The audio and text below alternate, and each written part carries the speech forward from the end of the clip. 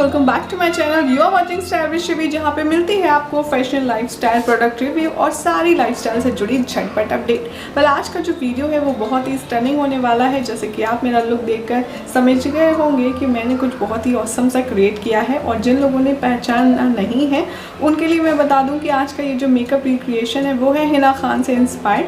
फिलहाल आप उनको नागिन टीवी सीरियल्स में देख सकते हैं, और वो कलर्स टीवी पर टेलीकास्ट होता है, और जिसमें हिना खान नागिन के रोल में बहुत ही ज़्यादा सुपर हॉट और बहुत ही ज़्यादा स्टनिंग लग रही हैं। जैसे ही मैंने हिना खान का ये वाला लुक देखा तो मैंने सोच लिया कि मैं ज़रूर ये रिक्रिएट करूँगी, और मैंने बहुत ही ज़्यादा मेहनत से ये लुक रिक्रिएट किया है। Before I started, if you are new here then hi, welcome back to my channel. I am Shivani. I usually make video related to fashion, lifestyle, product review and life beauty. And if you have not subscribed my channel, then please do subscribe and hit the bell icon so that you can directly get the notification. And without any further ado, let's jump into the video.